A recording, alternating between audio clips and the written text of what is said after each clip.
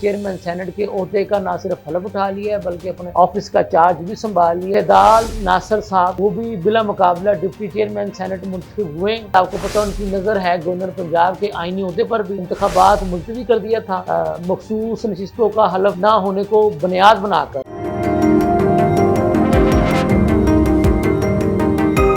بسم اللہ الرحمن الرحیم۔ لمحہ نیوز کے ساتھ میں ہوں شہزاد ملک۔ ناظرین، سید یوسف رضا گیلانی صاحب سابق وزیر اعظم پاکستان پیپلز پارٹی کے مرکزی رہنما بلا مقابلہ چیئرمین سینٹ منتخب ہو چکے ہیں، اور منتخب ہونے کے بعد انہوں نے چیئرمین سینٹ کے عہدے کا نہ صرف حلف اٹھا لیا ہے بلکہ اپنے آفس کا چارج بھی سنبھال لیا، اور اس موقع پر انہوں نے اپنے پہلے چیئرمین سینٹ کا خطاب بھی سینٹ ہاؤس میں فرماتے ہوئے کہا ہے کہ وہ اپنے تمام سینیٹرز کو ساتھ لے کر چلیں گے۔ ان کے ساتھ مسلم لیگ نون کے سیدال ناصر صاحب وہ بھی بلا مقابلہ ڈپٹی چیئرمین سینٹ منتخب ہوئے۔ ان کا تعلق مسلم لیگ نون سے ہے، اور سید یوسف رضا گیلانی صاحب کا تعلق آپ کو پتہ ہے کہ پاکستان پیپلز پارٹی سے ہے، لیکن وہ نون لیگ کے بھی مشترکہ امیدوار تھے، اور سیدال صاحب جو ہیں وہ پیپلز پارٹی کے بھی مشترکہ امیدوار تھے۔ اس سے پہلے سینیٹر اسحاق ڈار صاحب نے 9 منتخب سینیٹر سے حلف لیا تھا، اور اس سے پہلے جو ہے وہ پی ٹی آئی کے علی ظفر صاحب کا یہ موقف تھا کہ چونکہ electoral college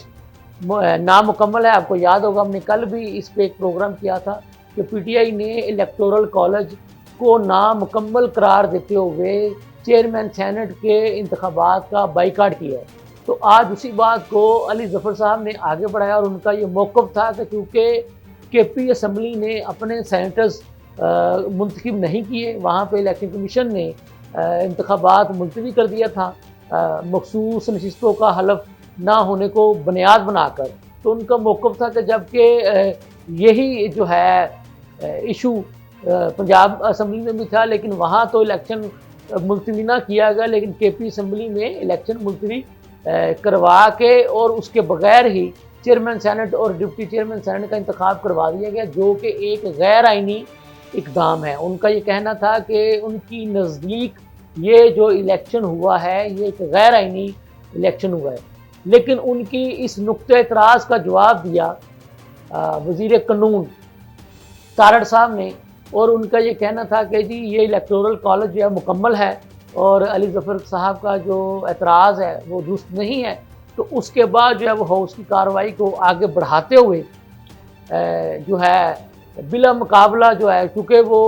P T I نے بائیکاٹ کیا تھا، اسی لیے بائیکاٹ کی وجہ سے ان کے کسی امیدوار نے چیئرمین سینٹ اور ڈپٹی چیئرمین سینٹ کے لیے کاغذات ہی جمع نہیں کروائے، تو اس طرح سے سید یوسف رضا گیلانی صاحب بلا مقابلہ چیئرمین سینٹ منتخب ہو گئے، اور سیدال ناصر خان صاحب جو ہے وہ بلا مقابلہ ڈپٹی چیئرمین سینٹ جو ہے وہ منتخب ہو چکے ہیں۔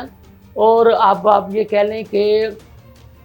ظاہر اتحادی حکومت ہے، آپ کوئی مانے یا نہ مانے پیپلز پارٹی اور نون لیگ کی،